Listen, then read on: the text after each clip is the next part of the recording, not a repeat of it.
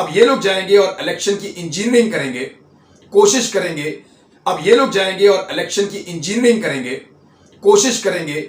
अब ये लोग जाएंगे और इलेक्शन की इंजीनियरिंग करेंगे, कोशिश करेंगे। ऊपर से तहरीके लब्बैक की कैंपेन बड़ी मजेदार है। ये एक पोस्टर मेरे सामने है और इस पोस्टर के अंदर जो लिखा हुआ है उसको पढ़ के मैं तो हैरान रह गया कि ये किस दौर में किस तरह की कार्रवाइयां चल रही हैं और इन लोगों को समझ नहीं आ रही कि पाकिस्तान कितना आगे निकल गया है। आप अभी भी इस तरह की सियासत कर रहे हैं, ये चीजें कर रहे हैं पाकिस्तान में। यानी ये आप पोस्टर देखें, उसमें क्रेन बनी हुई है जो तहरीके लब्बैक का निशान है इंतखाबी।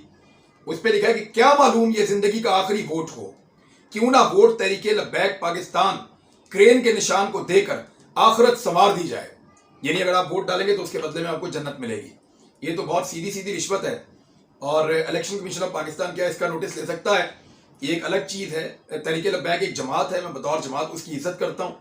तहरीके लब्बैक को जमहूरी अंदाज में इलेक्शन लड़ने का पूरा हक है, मैं इस बात की भी इज्जत करता हूँ। लेकिन अगर वो ये कहेंगे कि आप जब वोट हमें डालेंगे तो आप जन्नत में जाएंगे, ये मेरे ख्याल में मुझे तो नामुनासिब लगता है। अगर कोई और पॉलिटिकल पार्टी भी ये करे तो वो गलत है और वो ज्यादती है। अब दो तीन चीजें हैं जरा मैंने वो क्लियर करनी है, आपको बतानी है, क्योंकि बहुत सारे लोग ये सवाल पूछ रहे थे। मैं अमूमन सवाल के जवाब नहीं देता, लेकिन बड़े दोस्तों ने अब पूछा तो मैं जवाब दे देता हूं। मुखालिफिन के लिए तो कभी मैं जवाब नहीं दूंगा क्योंकि उनको कोई जवाब समझ नहीं आएगा, आंखों पे पट्टी बंधी हुई है। एक तो ये सवाल उठाया गया कि मैंने वो वीडियो क्यों नहीं चलाई जिसके बारे में मैंने कहा था कि 5 घंटे तक अगर इन्होंने मुझे आजाद ना किया तो मैं वो वीडियो चला दूंगा। देखिए, जिस वक्त मुझे गिरफ्तार किया जा रहा था ना, तो मैंने पहला राब्ता यही किया था कि इस वीडियो को रोक दिया जाए। वो वीडियो पाकिस्तान से बाहर पड़ी हुई है किसी और मुल्क में। मैं चाहता तो वो वीडियो चलने देता। हालांकि बड़ी थरथली पड़ी हुई थी मेरी गिरफ्तारी के बाद। बेशुमार लोग मुझे मिलने के लिए आए। एक साहब मेरे पास आए, मैं सैयद ज़ादा हूं, क्या आप मेरी लाज रख सकते हैं? मैंने कहा फरमाइए। उन्होंने कहा आप मेरी खातिर वो वीडियो रोक दें। तो मैंने उनसे कहा वो वीडियो नहीं चलेगी। मैंने उनको ये कहा, उनको इस बात का यकीन आ गया।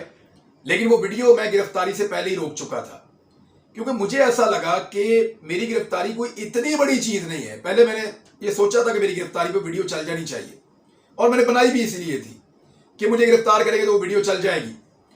लेकिन जब मैं खुद वॉलंटियरली गिरफ्तारी दे रहा हूं कि ठीक है यार, अगर आप आ गए तो आप मुझे गिरफ्तार कर लें, तो उस वक्त मैंने ये सोचा कि ठीक है, वो वीडियो नहीं चलनी चाहिए।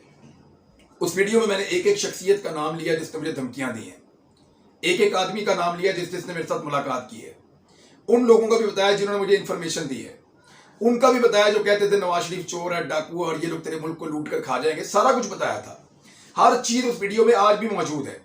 लेकिन मुझे ऐसा लगा कि ये वीडियो जो है वो मेरे मुल्क और मेरे इदारों के लिए नुकसानदेह होगी। इस सूरत हाल में ये नुकसानदेह होगी और अगर मेरी जान को कोई खतरा नहीं है फिलहाल और मैं गिरफ्तार हो रहा हूं तो मुझे इसके गुस्से के अंदर आके ये वीडियो नहीं चलानी चाहिए। चल भी जाती कोई फर्क नहीं पड़ना था, चल भी जाती तो कोई फर्क नहीं पड़ना था। लेकिन पाकिस्तान के अंदर मेरे कुछ लोगों को, कुछ इदारों को बहुत सारी चीजों का जवाब देना पड़ना था और बहुत बड़े बड़े सवालात इकट्ठे हो जाने थे, तो और उनकी बड़ी तज़हीक होनी थी, बड़ी बेइज्जती होनी थी।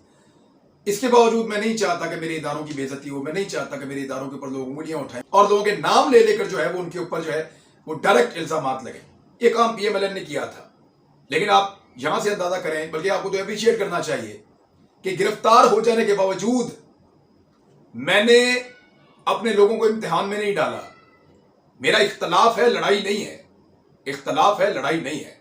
एक दफा भी दौरान गिरफ्तारी मैंने पाकिस्तान जिंदाबाद के अलावा कोई और नारा नहीं लगाया, और अगर किसी और ने कोई और नारा लगाया तो मैंने उसको गर्दन से पकड़ा। वहां पे हथकड़ियां लगे होने के बावजूद, गिरफ्तार होने के बावजूद मैंने गर्दन से पकड़ा है वहां पे कि नहीं, मेरे इदारों और मेरे मुल्क के खिलाफ, मेरी रियासत, रियासती इदारों के खिलाफ कोई आदमी कोई बात नहीं करेगा और जब तक मैं जिंदा हूं तब तक तो मैं नहीं करने दूंगा।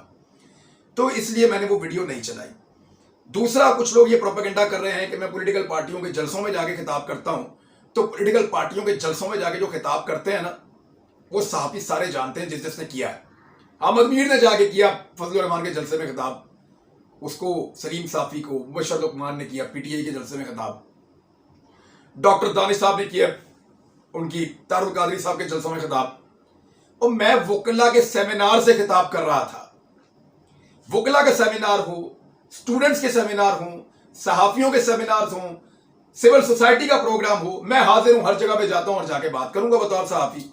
लेकिन पॉलिटिकल पार्टी के जलसों में अभी तक मैंने बात नहीं की। तो ये जो एलिगेशन जिन्होंने लगाया वो मुंह धोखे हैं। دوسرا کچھ لوگ کہتے ہیں کہ میں نے جب باقی صحافیوں کو مار پڑ رہی تھی تو اس پہ کبھی آواز نہیں اٹھائی. تو ایک صحافی کو گھر میں گھس کے 3 لوگوں نے مارا, اس کو نوجوان کو, مطیع اللہ جان کو اٹھا کر لے گئے, اب سار عالم کو گولی لگی. ان تینوں موقعوں پر میں نے کیا کہا تھا؟ میرے پہ تنقید کرتے ہیں نا کہ میں خوش ہوتا تھا جب ان کو مار پڑتی تھی, اور میں نے کبھی مذمت بھی نہیں کی. یہ میرے پہ ایلیگیشن لگا رہے تھے. تینوں کلپ نکال کے میری ٹیم نے مجھے بھیجے, ذرا سن لیں آپ. یعنی ایک تو ابصار عالم نا جن کو گولی لگی, اللہ تعالیٰ ان کو صحت عطا فرمائے, ان کو تندرستی دے. بڑا انفارچونیٹ ہے, صحافیوں کے اوپر ایسے اٹیک ہونا یہ بڑی زیادتی ہے اور یہ بڑا ظلم ہے. اس کی جتنی مذمت کی جائے وہ کم ہے.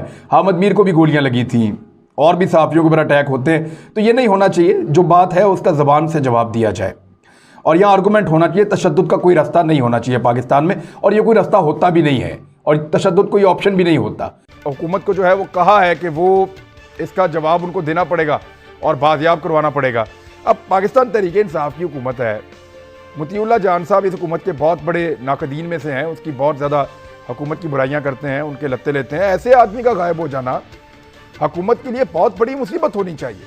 لیکن ہم وزیر اعظم پاکستان کی طرف سے اور باقی لوگوں کی طرف سے اس طرح کا ریئیکشن نہیں دیکھ رہے, اور جس طرح سے ان کو اغوا کیا گیا ہے اس سے یہ تاثر بنا ہے کہ ان کو اغوا کرنے والے لوگ جو ہیں وہ سسٹم کا حصہ ہیں.